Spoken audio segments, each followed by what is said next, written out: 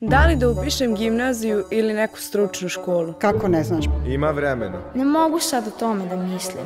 Neću da razmišljam o tome. Mrzi me da učim. A kako možeš da ne znaš? Ja sam u tvojim godinama znala šta hoću. Kako da budem sigurna da baš to Ako sad pogrešiš, ceo život ćeš se kajati. Ma pusti društvo, misli na svoju budućnost. Srednja škola nije obavezna. Nisam znao. Kako ti je sve jedno? Neću da razmišljam o tome.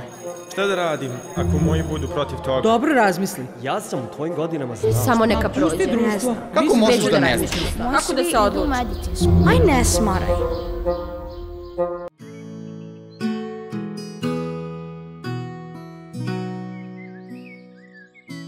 Uvek mi je lepo kad dođem u Karlovce. Ovo je neko baš posebno mesto. Posle mog Petrovaradina, naravno. Trebala je i Mila da mi se pridruži danas, ali su je već okupirala obavezu u gimnaziji.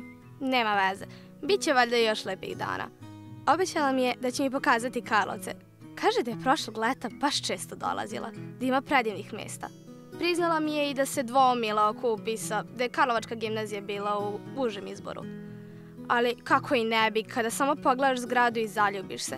Još kada čujem kako imaju zanimljive smerove, pa malo odeljenja. Svi su nekako kao porodica. Ne kaže se džabe karlovački đaci.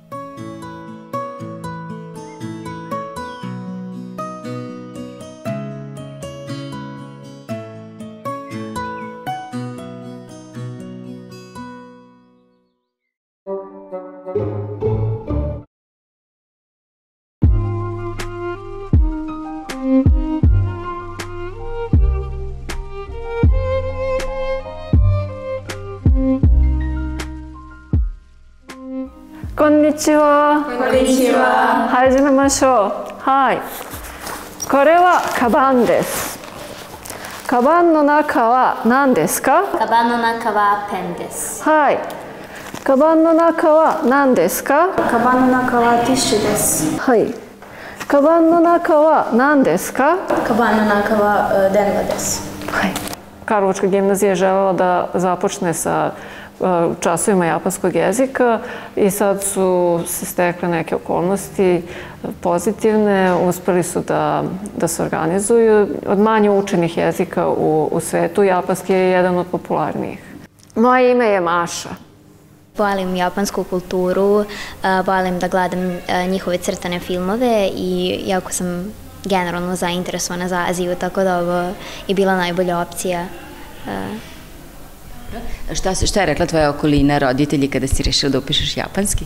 Pa roditeljima je bilo dosta neobično jer mnoga deca sada, njih to ne interesuje toliko, tako da je bilo zaista neobično. カバンの中は何ですか？カバンの中はメガネです。カバンの中は何ですか？カバンの中は上着です。はい。カバンの中は何ですか？カバンの中は鉛筆です。はい。Vrlo su zainteresovani, radoznali, vole svašta da pitaju. I pošto učimo postepeno, znači jako je jezik težak i napredujemo relativno sporo, to je taj ritam, ne može se brzati i naprosto to ide nekim svojim tokom. Škola je jako divna, nastavnici su dosta posvećeni za učenike, imaju razumevanja, onda škola ovako kao ambijent, dosta ima taj neki duh škola, mnogo lepa atmosfera, a učenici svako je drugačije nekako na svoj način i ovde se reč drugačiji prihvata se sve. Imam 15 godina. Jako je zanimljiv jezik, po meni ima neki melodičan zvuk dok pričaju, zanimljivi su ljudi, zanimljiva mi je isto i kultura i izazovan je jezik i možda odem i još malo usavršim taj jezik u inostranstvu, da razmenu studenta odem ako omoguće to. Kako bi nas pozdravila recimo na japanskom? Pa konnichiwa, watashi wa Teodora desu, dozo yorešku. Ili u prevodu? Ili u prevodu, zdravo, ja sam Teodora, drago mi što smo se upoznali.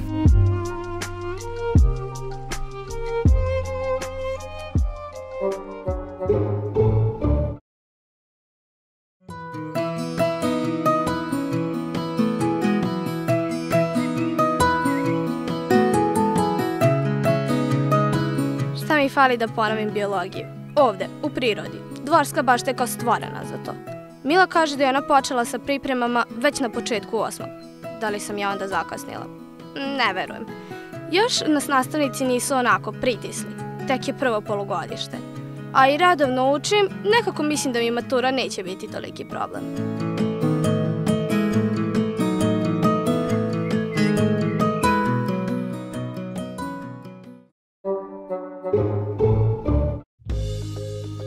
Za koju od sledećih ličnosti možemo najpre da posumnjamo da ima anoreksiju, balerinu koja naporno vežba, manekenku koja ide na aerobik, mladića koji uporno odbija da jede, devojku koja preteruje u hrani i nakon toga povraća?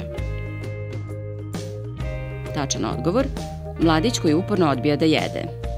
Anoreksija je težak oblik gubitka apetita koji je najčešće uzrokovan psihičkim poremećajem. Anoreksične osobe imaju pogrešnu percepciju svog tela, smatraju sebe izuzetno gojaznim. Anoreksija počinje vrlo često veoma bezazleno, znači dijetom običnom da bi se skinulo svega par kilograma.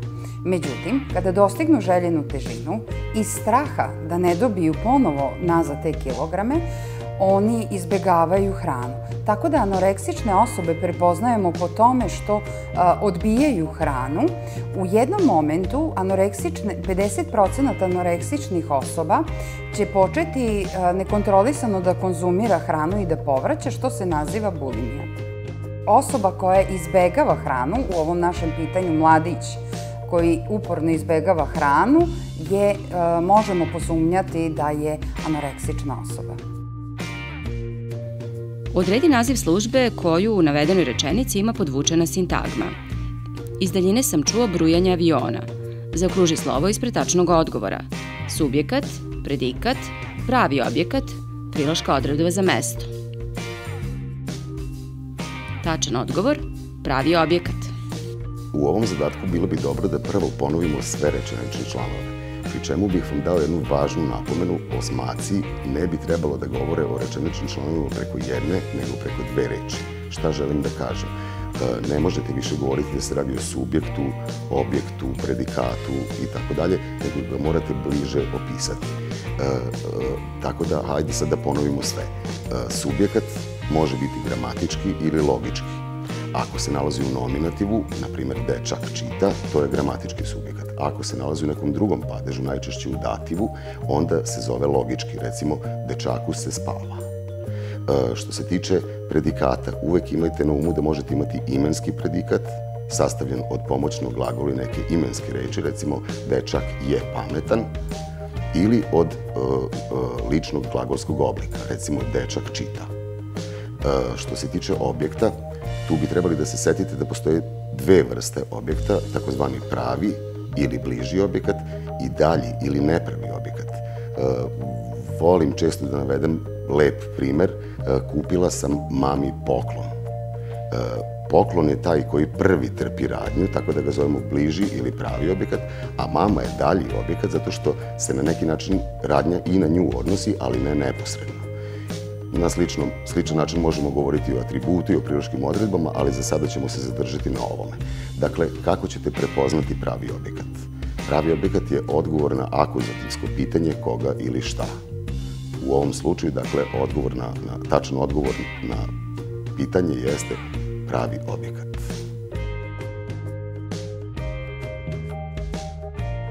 Koji faktori imaju najveći uticaj na klimu istočne Evrope?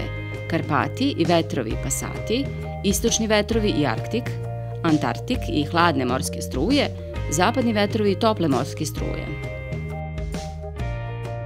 Tačan odgovor, istočni vetrovi i Arktik. Niski, odnosno ravničarski prostori u istočnoj Evropi doprineli su nesmetan prodor vazdušnih masa sa severa i sa istoka. Dakle, ravnice koje se pružaju u ovom delu Evrope omogućile su prodor pogotovo hladnih vazdušnih masa i upravo ovo je doprinelo da klima u istočnoj Evropi ima prilično oštre zime, da su leta topla, ali sa vrlo malom količinom padavina, čiji se maksimum dešava otprilike krajem proleća. Količina padavina u ovom delu Evrope opada udaljavajući se od zapada prema istoku i smanjuje se na godišnjem nivou sa 800 na 400 mm godišnje. Isto tako, zbog temperaturnih razlika, dešava se da u toku zima dođe do smrzavanja reka, koje ovde inače imaju dosta dug tok, tako da ukoliko dođe do oštrih i hladnih zima, plovidba rekama se obustavlja. Dakle, faktori koji imaju najveći uticaj na klimu istočne Evrope jesu istočni vetrovi i Arktik.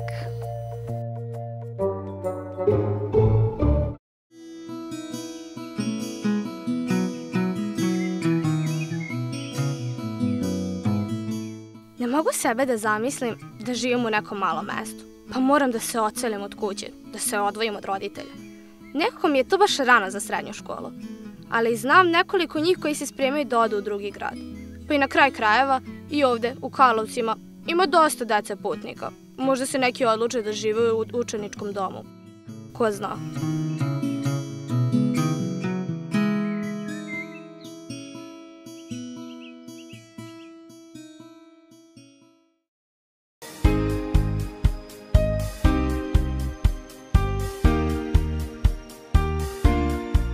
Dom učenika srednjih škola Brankovo Kolo je dom 423 učenika, devojčica i dečaka, koji pohađaju sve novosadske škole. Sobe su dvokrevetne, trokrevetne i četverokrevetne.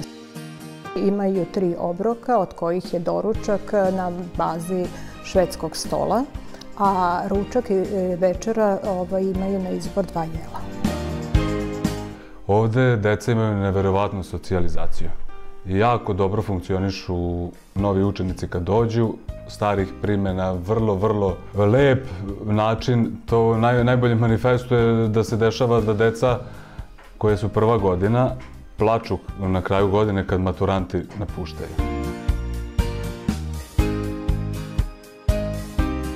Prvi dan u domu je poprilično konfuzan, ali je jedna lepa stvar u domu je što se veoma brzo možete naći sa ljudima sličnih interesovanja, jer ljudi se u domu veoma lako pronađu. Tako da svako ko dođe ubrzo postaje deo zajednice u domu. Vremenom dete odrasta, sazreva i samim tim se naša uloga negde menja. Mi uvek ostajemo njim podrška, ali postepeno postajemo i nastavnici, profesori, neko ko ih uči nekim veštinama, prenosi im neko znanje, dakle malo ta uloga se usložnjava vremenom.